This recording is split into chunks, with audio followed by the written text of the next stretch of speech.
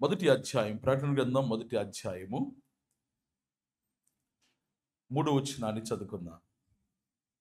సమయము సమీపించినది గనుక ఈ ప్రవచన వాక్యములు చదువువాడును వాటిని విని ఇందులో రాయబడిన సంగతులను గైకొను వారును ధన్యులు.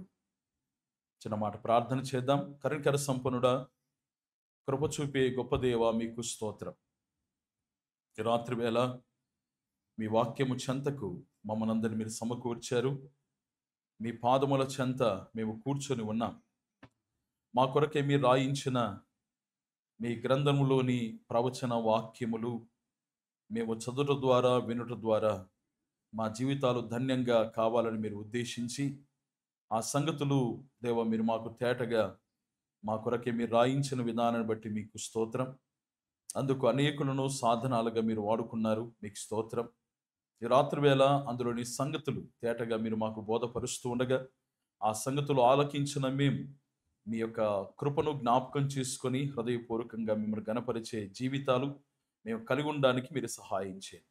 మీరు అనుగ్రహించిన ప్రతి దీవెనను బట్టి, ప్రతి ఉపకారమును బట్టి మీకు స్తోత్రాలు చెల్లిస్తూ ప్రాణప్రియుడు, రక్షకుడి, మోచకుడైన యేసునాథుని శ్రేష్టమైన నామమున స్తోత్రము చెల్లించి ప్రార్థించి వేడుకొనుచున్నాము తండ్రి, ఆమేన్.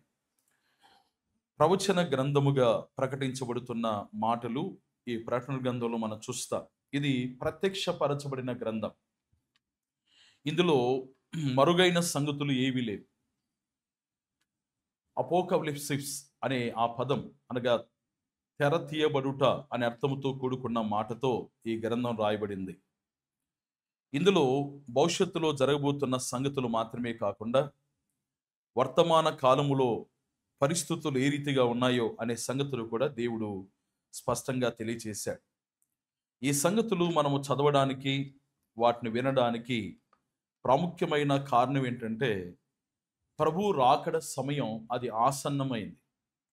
సమయము సమీపించింది. యేసుక్రీస్తు వారు తాను ఆరోహణమైన తర్వాత అదే సమయంలో దేవదూతలు ప్రత్యక్షమై ఏ రీతిగా ఈ ప్రభువారు ఆకాశ మండలానికి వెళుతున్నారో ఆ రీతిగా తిరిగి వస్తాడు అనే ఆ మాటను దూతలు వారు ప్రకటించినట్లుగా అపోస్తల కార్యముల గ్రంథం మొదటి అధ్యాయంలో మనం చూస్తాం. ప్రభువైన యేసుక్రీస్తు వారు ఆయన తిరిగి రాబోతున్నాడు. ఆ రాకడ సమయం చాలా ఆసన్నంగా ఉంది. బైబిల్ గ్రంథంలో భక్తులు ప్రభు రాకడ గురించి చెప్తున్నప్పుడు వారిని కూడా కలుపుకొని వారు ఉద్దేశించి రాసినట్లుగా లేఖనాల్లో మనం చూస్తాం. పౌలు ప్రాముఖ్యంగా ప్రభు రాకడ ప్రస్తావన తెస్తున్నప్పుడు మనము అనే మాట తాను ఉపయోగించాడు. అంటే ఆ కాలము నుండి ప్రభు రాకడ కొరకై పరిశుద్ధులు ఎదురు చూస్తున్న వారుగా ఉన్నారు. కాబట్టి సమయము చాలా సమీపించి ఉంది. ఈ సమయము సమీపించే కొలది దేవుని పిల్లలుగా మనము చాలా జాగరూకులముగా, జాగ్రత్త గలవారముగా మనం ఉండాలి. బైబిల్ గ్రంథంలో సమయాన్ని గురించిన సంగతులు చాలా రాయబడతాయి. అందులో ఒక 4 వచన భాగాలు ప్రారంభంలో మనం జ్ఞాపకం చేసుకొని ఆ తర్వాత మిగతా పాఠ భాగంలోకి మనం వెళదాం. రోమీలకు రాయబడిన పత్రిక 13వ అధ్యాయంలో సమయము సమీపించింది గనుక మనం ఏమి చేయాలో, ఏ రీతిగా ఉండాలో దేవుడు మనకు స్పష్టంగా తాను రాయిస్తున్నాడు. చూడండి, రోమీలకు రాయబడిన పత్రిక 13వ అధ్యాయము 11వ వచనము నుండి 14 వరకు మన ప్రవర్తన, మన జీవిత విధానం ఏ రీతిగా ఉండాలో ఈ సమయం సమీపించే కొలది మనము కాలము ఎరిగిన వారముగా ఏ రీతిగా ఉండాలో అనే సంగతులు రాయబడుతున్నాయి. గమనిద్దాం. చూడండి, రోమీలకు రాయబడిన పత్రిక 13వ అధ్యాయము 11వ వచనం నుండి 14 వరకు చదువుకుందాం. మరియు మీరు కాలము నెరిగి నిద్ర మేలుకొని వేళ అయినదని తెలుసుకొని అలాగు చేయుడి. మనము విశ్వాసులమైనప్పటికంటే ఇప్పుడు రక్షణ మనకు మరి సమీపముగా ఉన్నది. రాత్రి చాలా గడిచి పగలు సమీపముగా ఉన్నది గనుక మనము అంధకార క్రియలను విసర్జించి తేజస్ సంబంధమైన యుద్ధోపకరణములను ధరించుకొందము. అల్లరితో కూడిన ఆటపాటలైనను, మత్తైనను లేకయు, కామ విలాసములైనను, పోకిరి చేష్టలైనను లేకయు, కలహమైనను మత్సరమైనను లేకయు, పగటి యందు నడుచుకొన్నట్టు మర్యాదగా నడుచుకొందం. మెట్టుకు ప్రభువైన యేసుక్రీస్తును ధరించుకొనిన వారై శరీరేచ్ఛలను నెరవేర్చుకొనుటకు శరీరము విషయమై ఆలోచన చేసుకొనకుడి. కాలము చాలా సమీపంగా ఉంది. దాన్ని మనం ఎరిగిన వారుగా ఉండాలి. నిద్ర మేలుకొని వేళ సమీపంగా ఉంది. కాబట్టి మనము నిద్ర మేలుకున్న వారి వలె మనం ఉండాలి. మనం నిద్రపోతున్న వారి వలె ఉండకూడదు. ఆ విషయాలు ఈ వచన భాగాల్లో రాయబడ్డాయి చాలా స్పష్టంగా. మనము ఏమి విసర్జించాలట? అంధకార క్రియలను విసర్జించాలట. ఆ తర్వాత శరీరేచ్ఛల విషయమై ఆలోచన లేకుండా మనము ఆ ప్రభు క్రీస్తు యేసును ధరించుకొనిన రీతిగా మనం జీవించాలి అని రాయబడింది. 13వ వచనంలో అల్లరితో కూడిన ఆటపాటలు, మత్తు, కామ విలాసాలు, పోకిరి చేష్టలు, కలహము, మత్సరము ఇవి లేకుండా పగటి యందు ఏ రీతిగా స్పష్టముగా మనం నడుచుకుంటామో, జాగ్రత్తగా నడుచుకుంటామో, మెలకువ కలిగి మనం నడుచుకుంటామో ఆ రీతిగా ప్రభు రాకడను ఎరిగిన వారముగా మనం జాగ్రత్తగా నడుచుకోవాలి. ఈ దినాలు మన ఇష్టానుసారంగా జీవించే దినాలు కాదు. మన సొంత ఆలోచనలు, మన సొంత కోరికలు, శరీర ఇచ్ఛలు నెరవేర్చుకునే కాలం కాదు ఇది. ఇది ప్రభు రాకడ కొరకు సిద్ధపడే కాలం. కాబట్టి మనం నిద్రపోయే వారంగా కాకుండా మెలకుగల వారముగా మనం ఉండాలి. ఎందుకంటే ఇప్పుడు రక్షణ మనకు మరీ సమీపముగా ఉన్నది. రక్షణ 3 కాలాలకు సంబంధించింది. మనము పొందిన రక్షణ, మనం అనుదినము పొందుచున్న రక్షణ, మనం పొందబోయే రక్షణ. కాబట్టి సంపూర్ణంగా దేవుని సారూప్యములోకి ఎదిగే కాలము సమీపంగా ఉంది. కాబట్టి దాని కొరకే మన సంసిద్ధులమై ఎల్లప్పుడూ ఎదురు చూసే వారంగా ఉండాలి. అది రోమాపత్రికలో దేవుడు తన భక్తుడైన పౌలు ద్వారా రాయించిన సంగతులు. అదే పౌలు ద్వారా ఎఫెసు పత్రిక 5వ అధ్యాయంలో మరికొన్ని సంగతులు రాయించాడు చూడండి. ఎఫెసులకు రాయబడిన పత్రిక 5వ అధ్యాయం తెరవండి. అక్కడ మనకు తెలిసిన వచన భాగాలే ఆయన మరలా మనం చదువుకుందాం. ఎఫెసులకు రాయబడిన పత్రిక 5వ అధ్యాయం 15వ వచనం నుండి 21 వరకు చదువుకోవాలి. ఈ సమయము సమీపించింది గనుక ఈ ప్రవచన వాక్యాలు మనం గైకొనాలి, వాటిని వినాలి, వాటిని చదవాలి. ఈ చదివే మనం గైకొనే మనం మన జీవితాలను ఏ రీతిగా సంసిద్ధపరుచుకోవాలో ఈ వచన భాగాలు తెలియజేస్తున్నాయి. ఎఫెసులకు రాయబడిన పత్రిక 5వ అధ్యాయం 15వ వచనం. దినములు చెడ్డవి గనుక మీరు సమయమును పోనీయక సద్వినియోగము చేసుకొనొచ్చు. అజ్ఞానుల వలె కాక జ్ఞానుల వలె నడుచుకున్నట్లు జాగ్రత్తగా చూచుకొనుడి. ఇందు నిమిత్తము మీరు అవివేకులు కాక ప్రభు యొక్క చిత్తమేమిటో గ్రహించుకొనుడి. మరియు మద్యముతో మత్తులై ఉండకుడి, దానిలో దుర్వ్యాపారము కలదు. అయితే ఆత్మపూర్ణులై ఉండుడి. ఒకరినొకడు కీర్తనలతోనూ సంగీతములతోనూ ఆత్మ సంబంధమైన పాటలతోనూ హెచ్చరించుచు మీ హృదయములలో ప్రభువును గూర్చి పాడుచు కీర్తించుచు మన ప్రభువైన యేసుక్రీస్తు పేరట సమస్తమును గూర్చి తండ్రైన దేవునికి ఎల్లప్పుడూ కృతజ్ఞతాస్తుతులు చెల్లించుచు క్రీస్తునందలి భయముతో ఒకరినొకరు లోబడి ఉండండి. ఎందుకంటే సమయము పోనీయకూడదు, దాన్ని సద్వినియోగపరుచుకోవాలి.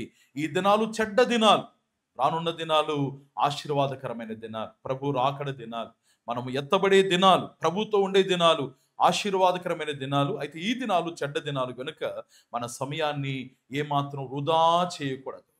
సమయం చాలా విలువైనది ప్రియులారా. ఒక్క నిమిషం వేస్ట్ అయిపోయిందంటే మరలా అది జీవితంలో మరలా ఎప్పుడూ రాదు. కాబట్టి సమయాన్ని మనం చాలా సద్వినియోగపరుచుకోవాలి. నాకు చాలాసార్లు అనిపిస్తుంది ఏంటంటే వారానికి కనీసం 10 దినాలు ఉండింటే బాగుంది అనిపిస్తుంది.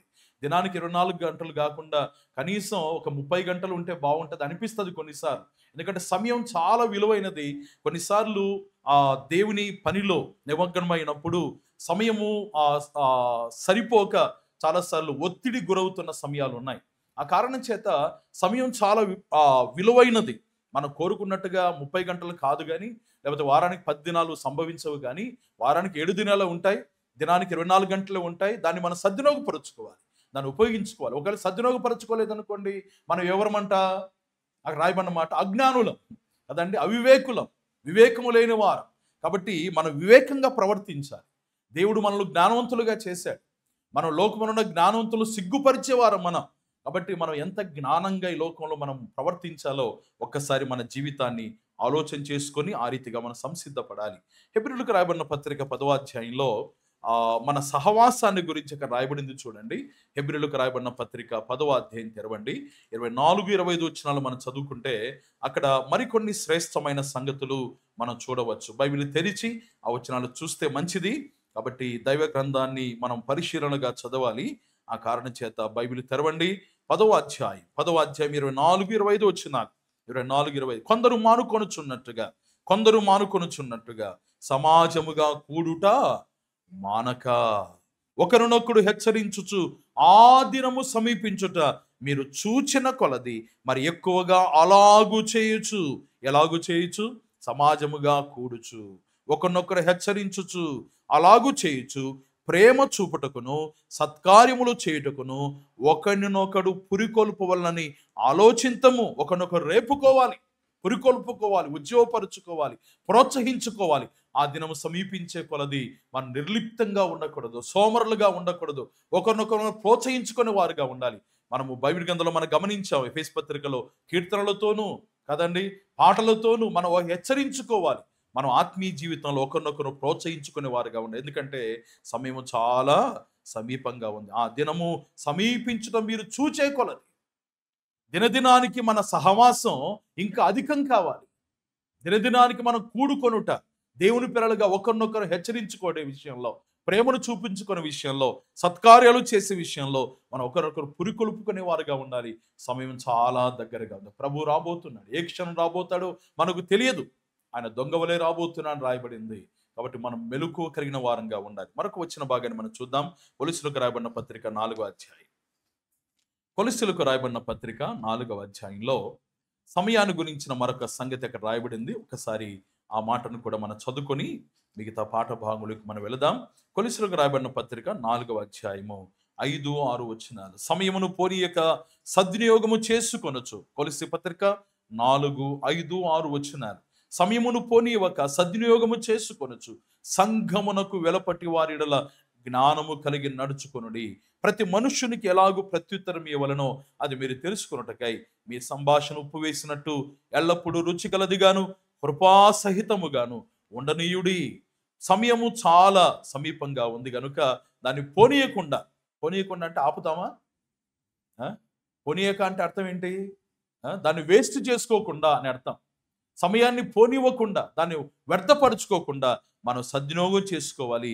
సంఘానికి వెలుపట వారి జ్ఞానము కలిగి మనం నడుచుకునే వారుగా ఉండాలి. ఈ రీతిగా సమయాన్ని గురించిన హెచ్చరికలు బైబిల్ గ్రంథంలో కనబడుతూ ఉండగా ఈ సమయం సమీపిస్తుంది కనుక ఈ ప్రవచన వాక్యాలు మనం చదవాలి, వాటిని వినాలి. ఇందులో రాయబడిన సంగతులు మనము గైకొనే వారుగా ఉండాలి. ప్రకటన గ్రంథం 3 భాగాలుగా చెప్పబడుతూ ఉంది. ప్రకటన గ్రంథం విభజించడానికి 3 భాగాలుగా ఉంది. దానికి ఆధారంగా మనము 19వ వచనాన్ని చూడగలం. మొదటి అధ్యాయం 19వ వచనంలో 3 భాగాలుగా ఈ గ్రంథాన్ని రాయమని ప్రభువైన యేసుక్రీస్తు వారు తన భక్తుడైన యోహానుకు తాను తెలియజేశాడు.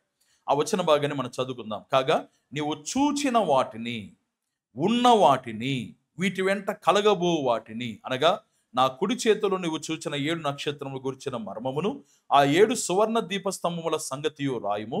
ఆ 7 నక్షత్రములు 7 సంఘములకు దూతలు, ఆ 7 దీపస్తంభములు 7 సంఘములు. ఈ వచన భాగంలో 19వ వచనంలో ప్రాముఖ్యంగా 3 విభాగాలు కనబడుతున్నాయి. ఒకటి, నీవు చూచిన వాటిని, ఏదైతే నువ్వు చూసావో ఇంతవరకు అది నువ్వు రాయాలి. రెండవదిగా ఉన్న వాటిని, ఏవైతే ఉన్నాయో ప్రస్తుత కాలంలో ఉన్నాయో అవి నువ్వు రాయాలి. మూడవదిగా వీటి వెంట కలగబో వాటిని, భవిష్యత్ కాలాన్ని గురించి రాయాలి. వర్తమాన భూత భవిష్యత్ కాలములో జరుగుతున్న సంగతుల గురించి నువ్వు రాయాలి అని యోహాను భక్తునికి ప్రభువారు తేటగా తెలియజేస్తున్నట్లుగా మనం చూస్తాం. బైబిల్ గ్రంథంలో అనగా ప్రకటన గ్రంథంలో ఈ 3 సంగతులు మనం గమనిస్తాం. మొదటి అధ్యాయం అది తాను చూచిన సంగతి. తాను పద్మాసు ద్వీపములో ప్రభు దినాన తాను ఆత్మవశుడుగా ఉన్నప్పుడు తాను ఏదైతే చూచాడో ఆ ప్రభు మహిమను తాను వర్ణిస్తూ రాయడానికి దేవుని చేత తాను ప్రేరేపించబడుతున్నాడు. అనగా తాను చూచినది మొదటి అధ్యాయం. ఆ తర్వాత 2వ అధ్యాయం నుండి 3వ అధ్యాయం వరకు ఉన్న సంగతులు, అది 2వ భాగం. ఆ తర్వాత 4వ అధ్యాయం నుండి చివరి అధ్యాయం వరకు కలగబో సంగతులు, రానున్న సంగతులు, అది 3 విభాగాలుగా ప్రకటన గ్రంథాన్ని మనం చేయవచ్చు. కాబట్టి ఈ రాత్రి వేళ ఆ ప్రకటన గ్రంథం 3 భాగాలుగా మనము జ్ఞాపకం చేసుకునే వారమై ఉన్నాం. అందులో మొదటి భాగం ఏంటంటే తాను చూచిన సంగతులు. తాను ఏం చేస్తున్నాడు మొదటి అధ్యాయంలో చూడండి.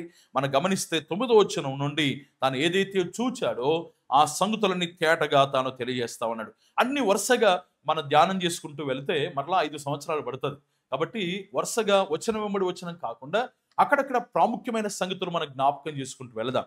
చూడండి, ప్రాముఖ్యంగా ఈ వచ్చిన భాగాల్లో 10వ వచనం నుండి మనం చదువుకుంటూ వస్తే, ప్రభు దినమందు ఆత్మవశున్నై ఉండగా, ప్రభు దినమందు ఆత్మవశున్నై ఉండగా. ఇక్కడ ప్రభు దినం అనే మాట బైబిల్ గ్రంథంలో మొట్టమొదటిగా ప్రస్తావించబడిన మాట ఇక్కడ మనం చూస్తాం. ప్రభు దినం అనగా ప్రభు పునరుత్థానుగా లేచిన దినం, ఆయన మరణాన్ని జయించి తిరిగి లేచిన దినం. ఇది ఆదివారము అని మనం గమనించాలి. అపోస్తల కార్యముల గ్రంథంలో ఆదివారమున రొట్టె విరచడానికి వారు కూడుకున్నట్లుగా మనం 2 సందర్భాలు మనం చూస్తాం. ఆదివారమున పరిశుద్ధులు చందా వేసుకోవాలని కొరింథీ పత్రికలోను, ఆ తర్వాత అపోస్తల కార్యముల గ్రంథంలో 20 అధ్యాయములు అనుకుంటాను, ఆదివారమున వారు రొట్టె విరుచుటకు కూడి ఉంటగా.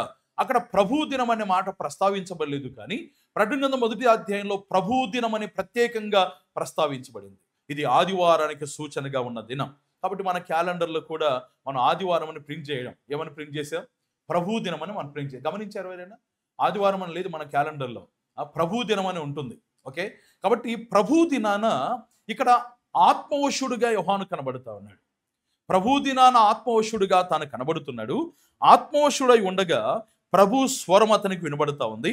అక్కడ ఆ స్వరము ఎక్కడి నుండి వస్తుందో అని చూడ్డానికి తిరిగినప్పుడు 13వ వచనం చూడండి.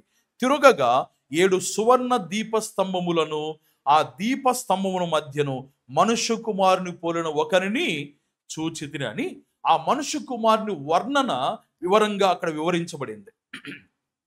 ఆ వివరణ చాలా శ్రేష్టమైనది. మన ప్రభు అయిన యేసుక్రీస్తు వారు ఆయన మహిమపరచబడిన వాడుగా ఉన్నాడు.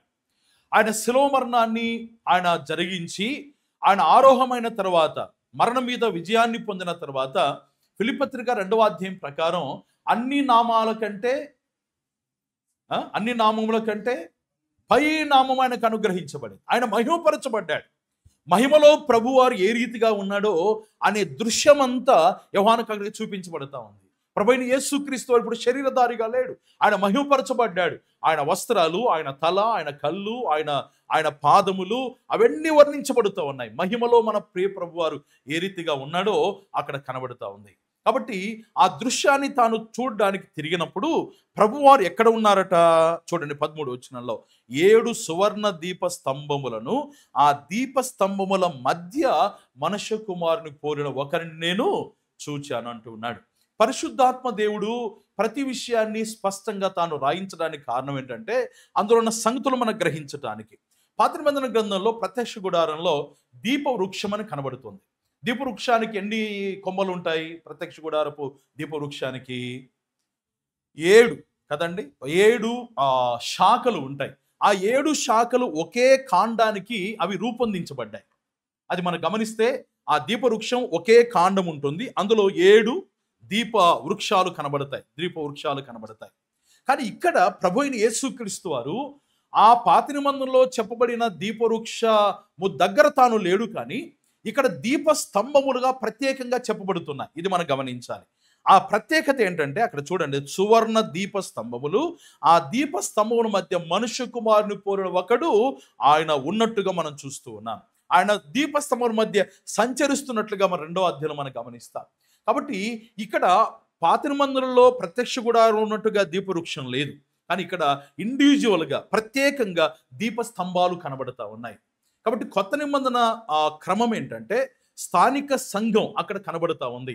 ఏ స్థానిక సంఘం అది ఆ సొంత ఆజమాయిషి కలిగిన సంఘముగా ఉంది. సెల్ఫ్ అటానమీ అంటారు. అంటే ఏ స్థానిక సంఘం ఆ స్థానిక సంఘానికి సంబంధించిందే. మరొక సంఘం మీద పెత్తనం చేయడానికి కానీ, మరొక సంఘం ఈ స్థానిక సంఘం మీద పెత్తనం చేయడానికి దేవుని వాక్యం బొత్తిగా ఒప్పుకోదు. ప్రతి స్థానిక సంఘం అది ఇండివిజువల్, అది వ్యక్తిగతమైంది అనేది ఇక్కడ మనం గమనిస్తూ ఉన్నాం. ఈ దీపస్తంభం అనగా అర్థం ఏంటంటే అది సంఘము అనే మాట మనం చూస్తాం. 20వ వచనంలో, మొదటి అధ్యాయం 20వ వచనంలో ఆ 7 దీపస్తంభములు 7 సంఘములు అనే మాట మనం గమనించగలుగుతున్నాం. కాబట్టి కొత్త నిబంధనలో ఏ స్థానిక సంఘం ఆ స్థానిక సంఘమే. అయితే సంఘానికి శిరస్సు క్రీస్తు అని రాయబడింది. అది సార్వత్రిక సంఘం.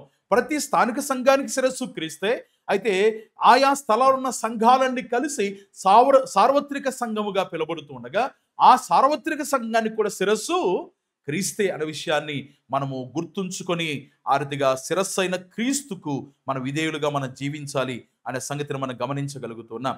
కాబట్టి ఇక్కడ ప్రభువైన యేసుక్రీస్తు వారు ఆయన దీపస్తంభముల మధ్య సంచరిస్తున్న వాడుగా మనం చూస్తాం. చూడండి 2వ అధ్యాయంలో మనం చూస్తే అక్కడ సంచరిస్తున్న వాడుగా రాయబడుతున్నాడు. చూడండి 7 నక్షత్రములు తన కుడి చేత పట్టుకొని 7 దీపస్తంభముల మధ్య సంచరించువాడు.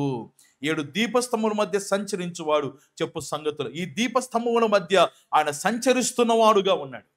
ఆయన ఏదో ఒక స్థలంలో కూర్చున్నవాడు కాదు, ఆయన సంచరిస్తూ ఉన్నాడు. సంఘముల మధ్య ఆయన తిరుగులాడుతూ ఉన్నాడు. సంఘాలు తాను పరిశీలన చేస్తూ ఉన్నాడు. సంఘం యొక్క విధి విధానాలు, వారి యొక్క గుణాలను, వారి ప్రవర్తనను తాను గమనిస్తున్నవాడుగా ఉన్నాడు. ఆయన ఎక్కడ 2-3 తన నామాన కూడి ఉంటారో అక్కడ ఉంటాను ముందుగానే వాగ్దానం చేసి మత్తయి సువార్తలో ఆ మాట మనం చూస్తాం. కాబట్టి ఆ రీతిగా ప్రభువారు మన మధ్య ఆయన సంచరిస్తున్నవాడుగా ఉన్నాడు. ఆయన సంచరిస్తున్నాడు గనుక ఆయన సంఘాల్లో ఉన్న లోపాన్ని తాను గుర్తించిన వాడుగా ఉన్నాడు. సంఘములో ఉన్న ఆధిక్యతను తాను గుర్తించిన వాడుగా ఉన్నాడు. సంఘాలు ఏ రీతిగా ఉన్నాయి, ఆత్మీయ స్థితిలో ఏ రీతిగా ఉన్నారు, దేవుని వాక్య విషయంలో వారు ఏ రీతిగా ప్రవర్తిస్తున్నారు, దేవుని వాక్యాన్ని విరోధంగా వారి సంగతులు వినబడుతున్నప్పుడు దాని విషయంలో ఏ రీతిగా స్పందిస్తున్నారు అనే సంగతులన్నీ ప్రభువారు గమనిస్తున్నట్లుగా మనం చూస్తాం. కాబట్టి 7 సంఘముల మధ్య తాను సంచరిస్తున్న వాడుగా ప్రభువును మనం చూడగలుగుతున్నాం. ఈ ప్రకటన గ్రంథాన్ని మనం విభజించుకుంటే చాలా విభాగాలు ఉన్నాయి. మొదటి అధ్యాయం పరిచయ వాక్కులుగా కనబడుతుంది. 2-3 అధ్యాయాలు భూమి మీద ఉన్న సంఘమును మనం చూస్తాం. 2-3 అధ్యాయాల్లో భూమి మీద ఉన్న సంఘాన్ని మనం చూస్తాం. ఆ తర్వాత 4వ అధ్యాయము నుండి మనం చదువుకుంటూ వెళితే దాదాపు 19వ అధ్యాయం 20వ అధ్యాయం వరకు కూడా అది పరలోకములో భూమి మీద సంభవించే సంఘటనలుగా కనబడతాయి. మీరు ఒకసారి రాసుకోదలుచుకుంటే ఆ రీతిగా మీరు రాసుకోవచ్చు.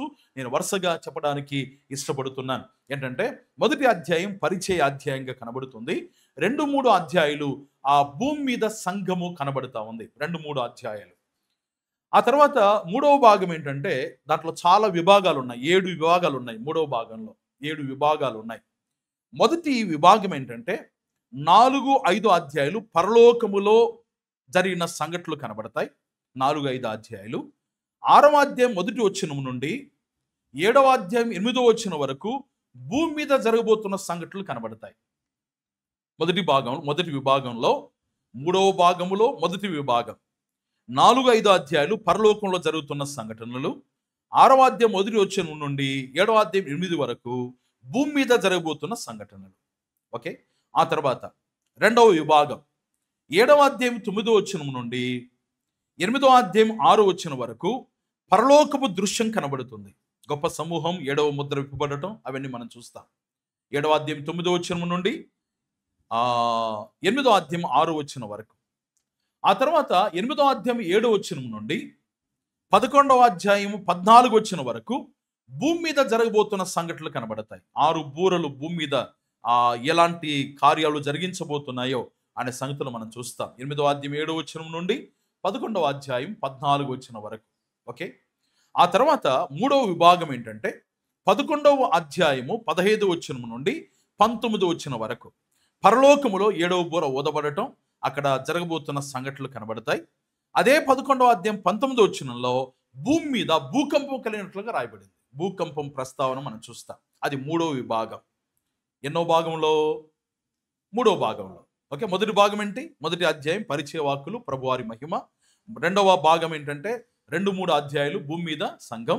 3వ భాగంలో ఇది 7 విభాగాలు ఉన్నాయి. 3వ విభాగాన్ని నేను చెప్పాను. 4వ విభాగం ఏంటంటే 12వ అధ్యాయం 1వ వచనం నుండి 12వ వచనం వరకు పరలోకపు దృశ్యం కనబడుతుంది. పరలోకంలో స్త్రీ కనబడటం, అక్కడ శిశువు కనబడటం అనే విషయాలు మనం చూస్తాం. 12వ అధ్యాయం 1-12 వచనాలు. ఆ తర్వాత ఆ 4వ విభాగంలో భూమి మీద జరిగే సంఘటనలు ఏ రీతిగా ఉన్నాయంటే 12వ అధ్యాయం 13వ వచనం నుండి 13వ అధ్యాయం 18వ వచనం వరకు, అనగా చివరి వచనం వరకు భూమి మీద జరగబోయే సంఘటనలు ఉన్నాయి. 12వ అధ్యాయం 13వ వచనం నుండి 13వ అధ్యాయం 18 వరకు. ఓకే. ఇవి భూమి మీద జరగబోయే సంఘటనలుగా మనం చూస్తాం. 5వ విభాగం, 3వ భాగంలో 5వ విభాగం 14వ అధ్యాయం 1వ వచనం నుండి 5వ వచనం వరకు పరలోకపు దృశ్యాన్ని మనం చూస్తాం. గొర్రెపిల్ల 1,44,000 మంది ప్రజలు కనబడతారు. 14వ అధ్యాయం 1వ వచనం నుండి 5వ వచనం వరకు. ఆ తర్వాత అదే విభాగంలో 14వ అధ్యాయం 5వ వచనం నుండి 20 వరకు మనం గమనిస్తే భూమి మీద ఆరుగురు దూతల ప్రస్తావన మనం చూస్తాం. భూమి మీద 6 దూతల ప్రస్తావన. తర్వాత 6వ విభాగం చూడండి. 6వ విభాగం ఏంటంటే 15వ అధ్యాయం మొదటి 8 వచనాలు. 15వ అధ్యాయం మొదటి 8 వచనాల్లో పరలోకములో 7 దూతలు కనపడతారు. తెగుళ్ళు కూడా కుమ్మరించబడినట్లుగా మనం చూస్తాం. 15వ అధ్యాయం మొదటి 8 వచనాలు. ఆ తర్వాత 6వ విభాగంలోనే భూమి మీద జరిగే సంఘటనలు 16వ అధ్యాయం మొదటి వచనం నుండి 18వ అధ్యాయం 24 వరకు 18వ అధ్యాయం 24 వరకు భూమి మీద జరిగే సంఘటనలు. ఆ తర్వాత 7వ విభాగం ఏంటంటే 19వ అధ్యాయం మొదటి 16 వచనాల్లో పరలోకములో గొర్రెపిల్ల వివాహ మహోత్సవం కనబడుతుంది. 19వ అధ్యాయం మొదటి 16 వచనాల్లో. ఆ తర్వాత అదే 19వ అధ్యాయం 17 వచనం నుండి 20వ అధ్యాయం 15 వచనం వరకు భూమి మీద చివరి 5 తీర్పులు కనబడతాయి. భూమి మీద అంటే ఈ మూడవ భాగంలో 7 విభాగాలు ఉన్నాయి. 7 విభాగాల్లో 2 రకాలు కనబడుతున్నాయి. పరలోకంలో, భూమి మీద, పరలోకంలో, భూమి మీద. ఆ రీతిగా ఈ వచనాలు మనం విభజించుకున్నాం. మరోసారి నేను వరుసగా చెప్తాను. ఇంతవరకు రాసుకున్న వారు ఒకసారి చెక్ చేసుకోండి. మూడవ భాగంలో మొదటి విభాగం 4-5 అధ్యాయాలు పరలోకంలో, 6వ అధ్యాయం మొదటి వచనం నుండి 7వ అధ్యాయం 8వ వచనం వరకు భూమి మీద. రెండవ విభాగం 7వ అధ్యాయం 9వ వచనం నుండి 8వ అధ్యాయం 6వ వచనం వరకు పరలోకంలో, 8వ అధ్యాయం 7వ వచనం నుండి 11వ అధ్యాయం 14వ వచనం వరకు భూమి మీద. మూడవ విభాగం 11వ అధ్యాయం 15వ వచనం నుండి 19వ వచనాల వరకు పరలోకములో జరిగే దృశ్యాలు కనబడతాయి. అదే 11వ అధ్యాయం 19వ వచనంలో భూమి మీద జరిగే దృశ్యం కనబడుతుంది. అదర్ 4వ విభాగం 12వ అధ్యాయం మొదటి 12 వచనాల్లో పరలోకంలో దృశ్యం కనబడుతుంది. అదే 12వ అధ్యాయం 13వ వచనం నుండి 13వ అధ్యాయము 18వ వచనం వరకు భూమి మీద కలిగే సంఘటనలు కనబడతాయి. 5వ విభాగం 14వ అధ్యాయం మొదటి 5 వచనాలు పరలోకంలో, 14వ అధ్యాయము చివరి వచనాలు అనగా 5వ వచనం నుండి 20 వరకు భూమి మీద జరిగే సంఘటనలు. 6వ విభాగం 15వ అధ్యాయం మొదటి 8 వచనాలు పరలోకంలో, 16వ అధ్యాయం మొదటి వచనం నుండి 18వ అధ్యాయం చివరి వచనం వరకు భూమి మీద జరిగే సంఘటనలు. 7వ విభాగం 19వ అధ్యాయం మొదటి 16 వచనాలు, ఆ తర్వాత అది పరలోకంలో జరిగే దృశ్యం. ఆ తర్వాత 19వ అధ్యాయం 17వ వచనం నుండి 20వ అధ్యాయం 15వ వచనం వరకు భూమి మీద జరిగే సంఘటనలు. ఈ రీతిగా 7 విభాగాలు కనబడతాయి. ఆ తర్వాత 4వ భాగం ఏంటంటే 4వ భాగం 20వ అధ్యాయం 11వ వచనం నుండి 22వ అధ్యాయం 5వ వచనం వరకు పరలోకములో సంఘం కనబడుతుంది. పరలోకంలో సంఘం కనబడుతుంది. 20వ అధ్యాయం 11వ వచనం వరకు 22వ అధ్యాయం 5వ వచనంలో సంఘ ప్రస్తావన అక్కడ మనం చూస్తాం. అది సంఘం పరలోకం ఉన్నట్టుగా మనం చూస్తాం. ఆ తర్వాత 22వ అధ్యాయము 5వ వచనం నుండి 21 వరకు ముగింపు మాటలు మనం చూస్తాం. ఈ రీతిగా ఈ ప్రకటన గ్రంథాన్ని మనము 5 భాగాలుగా విభజించుకోవచ్చు. మొదటి అధ్యాయం పరిచయము, ప్రభువారి మహిమ. 2వ అధ్యాయం 3వ అధ్యాయం భూమి మీద సంఘం. ఆ తర్వాత 3వ భాగం 4వ అధ్యాయం మొదలుకొని 20వ అధ్యాయం 15 వరకు భూమి మీద పరలోకంలో జరిగే సంఘటనలు. ఆ తర్వాత 20వ అధ్యాయం 11వ వచనం నుండి 22వ అధ్యాయం 5వ వచనం వరకు పరలోకంలో ప్రజలు కనబడతారు. ఆ తర్వాత 22వ అధ్యాయం 5వ వచనం నుండి 21 వరకు ముగింపు మాటలు మనం చూడగలం. ఈ రీతిగా ప్రకటన గ్రంథాన్ని మనం విభజించుకోవచ్చు. మరొక సంగతి ఏంటంటే 7 సంఘాలను ఉద్దేశించి 2-3 అధ్యాయాలు రాయబడ్డాయి. 7 సంఘాలను ఉద్దేశించి 7 సంఘాలకు ఈ సంగతులు రాయబడ్డాయి. ఇది వాస్తవమైన సంగతి. ఈ 7 సంఘాలు ఆసియా ప్రాంతములో ఉన్న సంఘాలుగా మనం చూస్తాం. ఎందుకంటే 4వ వచనాన్ని మనం గమనిస్తాం. మొదటి అధ్యాయం 4వ వచనంలో యోహాను ఆసియాలో ఉన్న 7 సంఘములకు శుభమని చెప్పి రాయునది అన్నాడు. వర్తమాన భూత భవిష్యత్ కాలములో ఉన్న వారి నుండి ఆయన సింహాసనం ఎదుటనున్న 7 ఆత్మల నుండి అని తాను ప్రారంభించాడు. ఆసియాలో 7 సంఘాలు ఉన్నాయి. కేవలము ఆ దినాల్లో 7 సంఘాలు మాత్రమే ఉన్నాయా అని ఆలోచన చేస్తే చరిత్ర ఒక్కసారి మనం గమనిస్తే ఆసియా ప్రాంతంలో 7 సంఘాలు మాత్రమే కాదు, అనేక సంఘాలు ఉన్నాయి. దాదాపు చరిత్ర చెప్తున్నట్లుగా 100 కంటే మించిన సంఘాలు ఉన్నాయి. పౌలు స్థాపించిన సంఘాలు, పేతురు ద్వారా ప్రారంభించబడిన సంఘాలు, పేతురు సువార్త విని ఆయా దేశాలను వచ్చిన ప్రజలు. అపోస్తలుల కార్యాలు 2వ అధ్యాయంలో దాదాపు 9 ప్రాంతాల 10 ప్రాంతాల ఎన్ని ప్రాంతాలు గుర్తుంది ఎవరికైనా? రకరకాల భాషలు మాట్లాడేవారు, రకరకాల దేశాల నుండి వచ్చిన వారందరూ కూడా 17 ప్రాంతాల నుండి వచ్చిన వారు దేవుని సువార్తను విని వారు ఆయా దేశాలకు వారు చెదిరిపోయారు. వారి ప్రాంతాలకు వెళ్ళారు. అక్కడ కూడా సంఘాలు స్థాపించబడ్డాయి. అనేక సంఘాలు ఉన్నాయి. కానీ ఇక్కడ 7 సంఘాలకి ఎందుకు ఈ ఉత్తరాలు రాయబడ్డాయి అనడానికి కొన్ని ఆధారాలు మనం గమనిస్తే, ఈ 7 సంఘాలు ఆ దినాల్లో ఉన్న ఆ ప్రయాణానికి అనుకూలతగా ఉన్న స్థలాలుగా ఉన్నాయట. ఈ 7 స్థలాలు, ఈ 7 సంఘాలు ప్రయాణానికి అనుకూలతగా ఉన్న స్థలాలుగా ఉన్నాయట. దాన్ని పోస్టల్ విలేజెస్ అంటారు. పోస్టల్ విలేజెస్ అంటే ప్రయాణించడానికి అనుకూలమైన స్థలాలుగా ఉన్నాయి. ఇవి పత్మాస్కు సమీపంగా చుట్టుపక్కల ప్రాంతాల్లో ఉన్న సంఘాలుగా చెప్పబడ్డాయి. యోహాను దర్శించటానికి ప్రభుత్వ అనుమతితో 7 సంఘాల నుండి కొంతమంది పెద్దలు యోహాను దగ్గరికి వచ్చినప్పుడు, యోహాను 7 సంఘాలకు ప్రభువారు చెప్పిన సంగతులు రాసి ఉంచాడు, వాటిని వారికి ఇచ్చి పంపించాడని కొంతమంది భక్తుల అభిప్రాయం. ఓకే, దానికి ఆధారం మనకి ఎక్కడ కనబడదు, కానీ చరిత్రలో కొంతమంది భక్తుల అభిప్రాయంగా దాన్ని మనం చూడగలం. ఇప్పుడు ప్రస్తుతం ఇది ఆసియా ఖండానికి పెట్టబడిన పేరుగా మనం చూస్తాం. అయితే ఇది ఆ దినాల్లో యూరోప్కు ఆసియాకు మధ్య ఉండే ప్రదేశం. అది అంటే ఈ ఆసియాలో ఉన్న 7 సంఘాలనే ఆ ప్రస్తావన ఇప్పుడు ఆసియా ఖండముగా పిలువబడుతుంది. కానీ ఆ దినాల్లో ఆ ప్రాంతం అంతా యూరోప్కు అంటే ఐరోపాకు ఆసియా ఖండానికి మధ్య ఉన్న ప్రాంతాలుగా ఆ ప్రాంతాలు చెప్పబడ్డాయి. అంత మాత్రం కాకుండా ప్రస్తుత కాలం ముందు టర్కీ ప్రాంతం అంటారు. ఆ ప్రాంతాన్ని టర్కీ ప్రాంతం అంటారు. ఇది మనం గమనించవలసిన సంగతి. మధ్యధరా సముద్రానికి, నల్ల సముద్రానికి, ఏజియన్ అనే సముద్రానికి మధ్య ఉన్న ప్రాంతాలుగా ఈ ప్రాంతాలు కనబడుతూ ఉన్నాయి. కాబట్టి 7 సంఘాలకు ఎందుకు రాయబడ్డాయంటే అవి అనుకూలమైన రీతిగా ఉన్నాయి కనుక ఆ ప్రాంతంలో ఉన్న సంఘాలకు ఆ సంగతులు రాయబడ్డాయని మనం అభిప్రాయము కలిగిన వారుగా ఉండాలి. అయితే ఈ సంఘాల విషయంలో కొన్ని ఉద్దేశాలు ఉన్నాయి. ప్రత్యేకంగా 3 ఉద్దేశాలు కనబడతాయి. ఇది సమకాలపు ఉద్దేశంగా కనబడుతుంది. సమకాలపు ఉద్దేశం అంటే కేవలము ఈ 2-3 అధ్యాయాల్లో రాయబడిన సంగతులు ఆ కాలములో ఉన్న 7 సంఘాలకు మాత్రమే అనే ఉద్దేశం కొంతమందిలో కలిగి ఉన్నారు. సమకాలపు ఉద్దేశం అంటారు. అంటే ఆ కాలానికి చెందిన విషయాలే అందులో రాయబడ్డాయి. అది వాస్తవమే.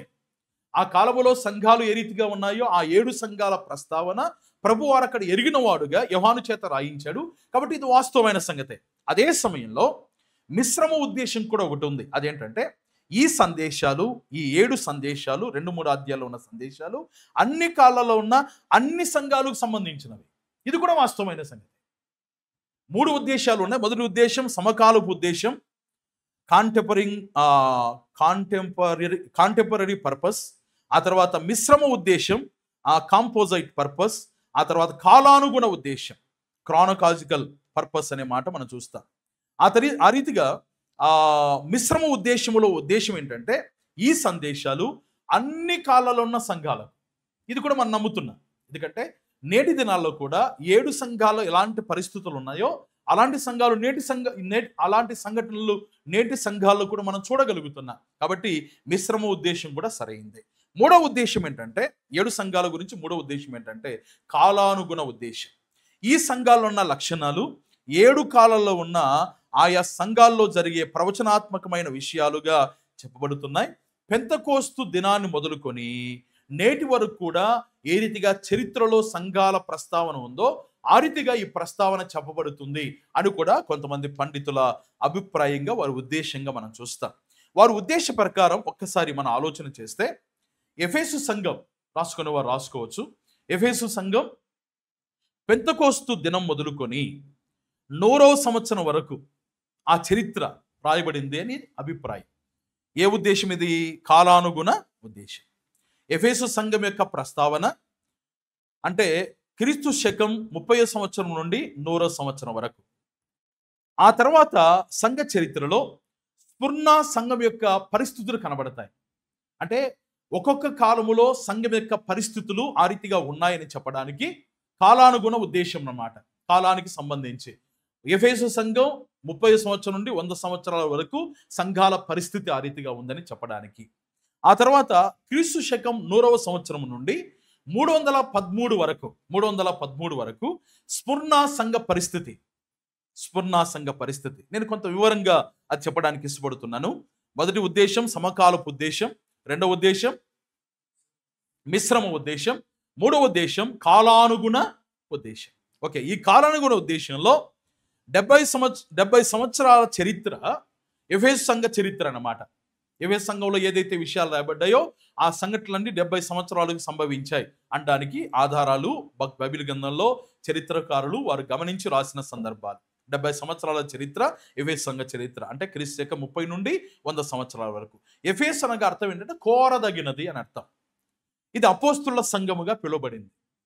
ఇది అపోస్తుల సంఘముగా పిలువబడింది. ఆ తర్వాత రెండవ సంఘం స్ఫుర్ణ. స్ఫుర్ణ అంటే అర్థం ఏంటంటే చేదు. ఇది హతసాక్షుల సంఘం అని చెప్పబడింది. హతసాక్షులుగా అనేక మంది భక్తులు ఆ కాలంలో హతసాక్షులు అయ్యారు. ఈ సంఘ చరిత్ర దాదాపు 213 సంవత్సరాలు అన్నమాట. ఏ సంవత్సరం నుండి? క్రీస్తు శకం 100వ సంవత్సరం నుండి 313 వరకు. 313 వరకు.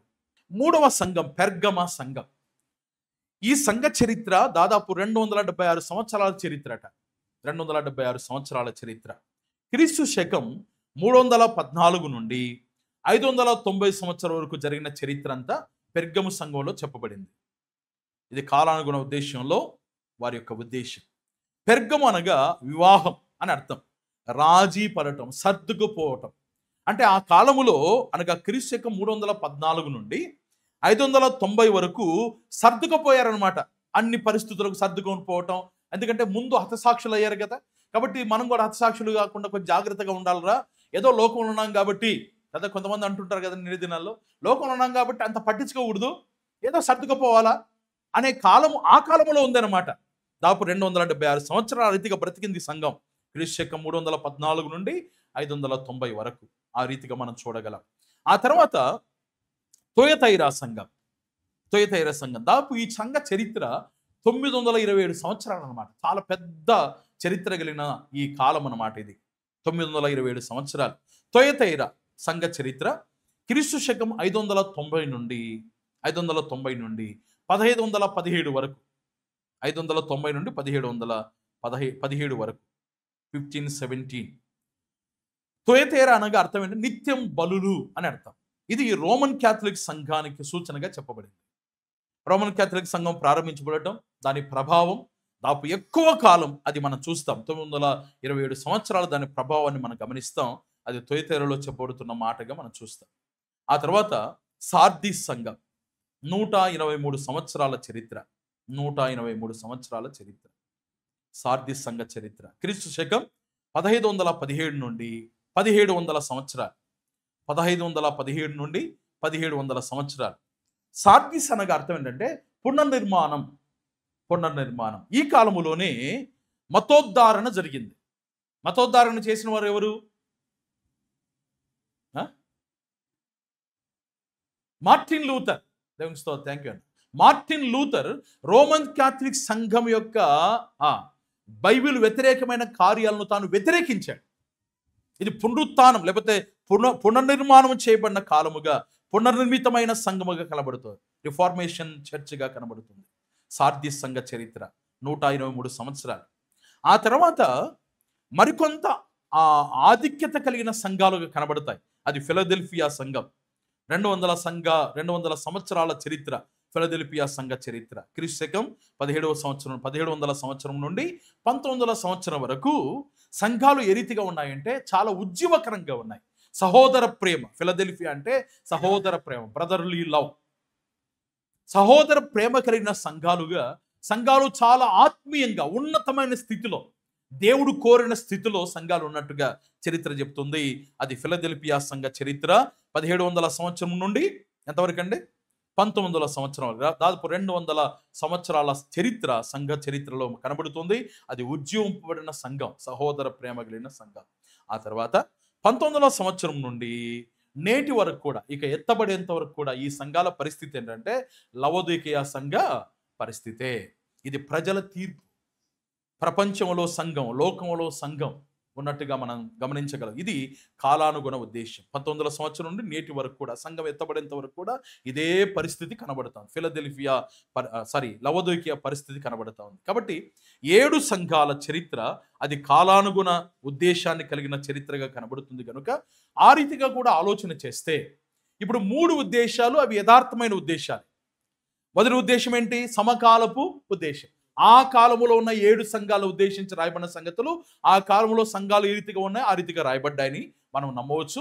రెండవదిగా ఆ మిశ్రమ ఉద్దేశం. ఆ కాలంలో ఉన్న సంఘాలకు ఈ కాలంలో ఉన్న సంఘాలు కూడా అదే పరిస్థితులు ఉన్నాయి. ఉదాహరణకు ఎఫెసు సంఘంలో ఏమైపోయింది? లోపం ఏంటి? ప్రేమ చల్లారిపోవటం. నేటి సంఘాల్లో ఏం కనపడుతుంది? ప్రేమ చల్లారిపోవడం. అట్లా 7 సంఘాల్లో ఏవైతే లోపాలు ఉన్నాయో అవన్నీ నేడు కూడా కనబడుతున్నాయి. 7 సంఘాల్లో ఎన్ని ఆధిక్యతలు ఉన్నాయో నేడు సంఘాల్లో కూడా అవి కనబడుతూ ఉన్నాయి.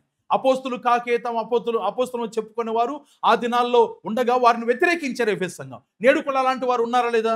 ఉన్నారు. వ్యతిరేకించే వారు ఉన్నారు. ఆ రీతిగా 7 సంఘాల్లో ఉన్న పరిస్థితులు నేటి సంఘాల్లో కూడా ఉన్నాయి. అది మిశ్రమ ఉద్దేశంగా మనం చూడగలం. కాలానుగుణ ఉద్దేశం కూడా యథార్థమైంది. చరిత్రను పరిశీలన చేస్తే ఇప్పుడు మనం చెప్పుకున్న సంవత్సరాల్లో సంఘ పరిస్థితులు ఏ రీతిగా ఉన్నాయో వరుసగా భక్తులు ఆలోచన చేసి ఆ సంగతులు తెలియజేశారు. కాబట్టి అది కూడా యథార్థమైన సంగతి. కాబట్టి 3 ఉద్దేశాలు మనం నమ్మవలసిన ఉద్దేశాలు. మొదటి ఉద్దేశం సమకాలపు ఉద్దేశం, రెండవదిగా మిశ్రమ ఉద్దేశం, మూడవదిగా కాలానుగుణ ఉద్దేశం. ఈ సంగతులన్నీ ఈ రీతిగా ఉన్నాయి. కాబట్టి వరుసగా ఈ సంగతులు మనం ధ్యానం చేయబోతున్నాం. మరొక ఒక్క మాట నేను చెప్పడానికి ఇష్టపడుతున్నాను. ఏంటంటే ఈ ప్రకటన గ్రంథంలో ఇది భవిష్యత్తులో జరగబోతున్న సంగతులు అని చెప్పడానికి కూడా కొన్ని ఆధారాలు కనబడతాయి. ఆ ఒక్క మాటని చూపించి ఈ దినపు క్లాస్ను ముగిస్తాను. అదేంటంటే ఒకసారి మనం చూద్దాం. చూడండి, ప్రభువారు తనను తాను ప్రత్యక్షపరుచుకుంటూ తాను చెప్పిన మాట మొదటి అధ్యాయంలో మనకు కనబడుతుంది. చూడండి ఏమని చెప్పాడు. మనం ఇంతవరకు చదువుకున్నాం. మొదటి అధ్యాయంలో చూడండి ఒకసారి ఏం చెప్తున్నాడు. మొదటి అధ్యాయం ఎన్నో వచనం? 4వ వచనం.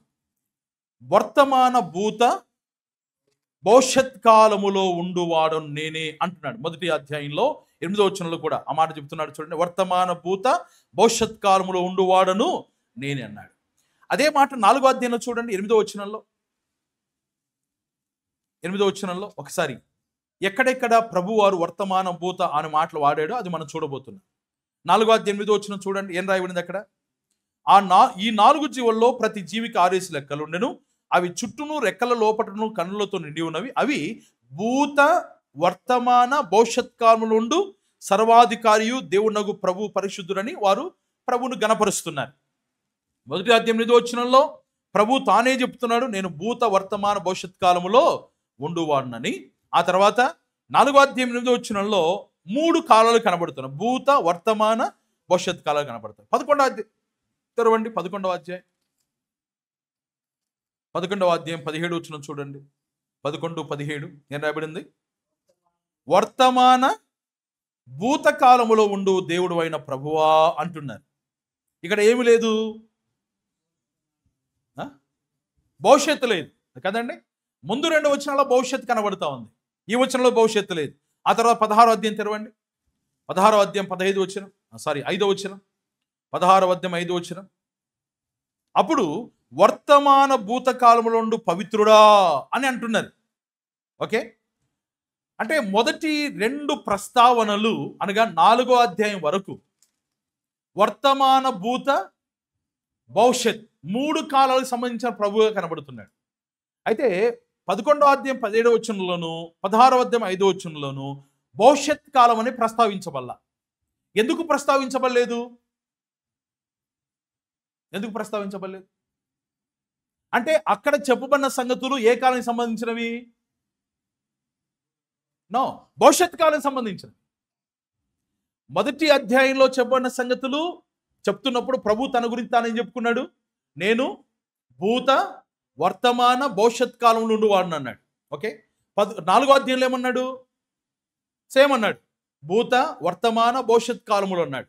అయితే 11వ అధ్యాయంలోను 16వ అధ్యాయంలోను ప్రభు తన గురించి లేకపోతే ప్రభు గురించి అక్కడ ఉన్నవారు చెప్తున్నప్పుడు భవిష్యత్ అనే మాట వాడలేదు.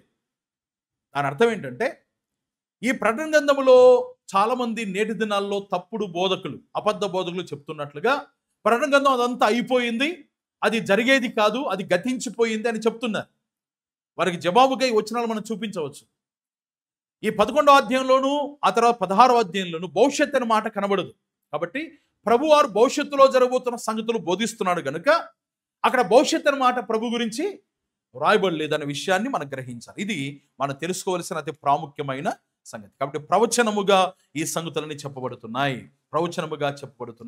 మరొక మాట ఏంటంటే ఇవి ప్రవచన వాక్కులని చెప్పడానికి 4వ అధ్యాయంలో 5వ అధ్యాయంలో సంఘం కనబడుతుంది. ఆ తర్వాత సంఘం కనబడనే కనబడదు. ఆ తర్వాత 19, 20 అధ్యాయంలో సంఘం కనబడుతుంది. ఆ మధ్య కాలంలో ఆ భూమి మీద సంఘం ఉన్నట్టుగా లేదు. కాబట్టి ఇవి భవిష్యత్తులో జరగబోతున్న సంఘటనలుగా మనం చూస్తాం. రానున్న దినాల్లో మనం వరుసగా ఆ విషయాన్ని మీరు గమనించండి. వచనం వెంబడి వచనం కాదు, అధ్యాయం వెంబడి అధ్యాయం కాదు, కానీ కొన్ని ప్రాముఖ్యమైన సంగతులు మాత్రమే ప్రకటన గ్రంథ ధ్యానాల్లో కొన్ని ప్రాముఖ్యమైన సంగతులు మాత్రమే. ఉదాహరణకు పరలోకంలో కనబడుతున్న స్త్రీ ఎవరు, సూర్యుని ధరించుకున్న స్త్రీ ఎవరు, ఆ తర్వాత ఆ రక్తము త్రాగిన స్త్రీ ఎవరు, రక్త పాత్ర చేత పట్టుకున్న స్త్రీ ఎవరు, 24 మంది పెద్దలంటే ఎవరు, ఇలాంటి విషయాలు ప్రాముఖ్యమైన విషయాలు మనం చూడబోతున్నాం. ఎందుకంటే వరుసగా ధ్యానం చేస్తే చాలా కాలం పడుతుంది. ఆ కారణం చేత ప్రాముఖ్యమైన సంగతులు ఏవైతే ఉన్నాయో వాటిని మనం చూడబోతాం. వేళ్ల రాజ్యము గురించి, సంఘం ఎత్తబడే దాని గురించి ఆ వివరాలని మనం చూడబోతున్నాం కనుక మనమందరం కలిసి ప్రభు సన్నిధిలో పట్టుదలగా ప్రార్థన చేస్తే అనేక సంగతులు దేవుడు మనకు బయలుపరుస్తాడు. ఆ దేవుని వాక్యాన్ని సిద్ధపడుతూ నా కోసం కూడా మీరు ప్రార్థన చేయాలి తప్పకుండా. తద్వారా మనమందరము దేవుని వాక్యాన్ని ఇంకా స్పష్టంగా ఈ చివరి కాలంలో భవిష్యత్తులో జరగబో సంగతులు తెలుసుకొని మన ధన్యులుగా కావడానికి దేవుడు కృప చూపుతాడు. తల వంచండి, ప్రార్థన చేయండి. పరిశుద్ధుడా, నమ్మదగిన దేవా, మీ శ్రేష్టమైన ఆలోచన విధానాన్ని బట్టి మీకు స్తోత్రం. మీ ప్రియ సంతానముగా, మీ వారసులుగా మమ్మల్ని చేసి మీ కృప చొప్పున మమ్మల్ని కాపాడుతూ మిమ్మల్ని ప్రేమించటానికి, మీ వాక్యాన్ని గైకొనడానికి అనుదిన జీవితంలో మరి మమ్మల్ని ప్రోత్సహిస్తూ సహవాసములు ఎదగడానికి మీరు సహాయపడుతూ ఆత్మీయమైన క్షేమాభివృద్ధిని కలిగిస్తున్న నమ్మదగిన మా ప్రభువా మీకు స్తోత్రం. ఈ రాత్రి వేళ మీ పాదసన్నిధికి మేము చేరురాగా ప్రకటన గ్రంథంలో రాయబడిన సంగతులు, కొన్ని సంగతులు మేము ఎరగడానికి, తెలుసుకోవడానికి మీరు సహాయం చేశారు. మీకు స్తోత్రం. ఈ రాత్రి మేము తెలుసుకున్న సంగతులు జాగ్రత్తగా గుర్తుపెట్టుకొని ఆ రీతిగా మిగతా అధ్యాయాలని మేము ధ్యానం చేయడానికి, ప్రాముఖ్యమైన సంగతులు మేము తెలుసుకొని ఆత్మీయంగా బలపరచబడడానికి, అనేకులను సంసిద్ధం చేయడానికి మా మట్టుకు మేము కూడా ఎల్లప్పుడూ సిద్ధపాటుతో ఉండడానికి మమ్మల్ని మీరు సిద్ధపరచవలసిందిగా వేడుతున్నాం.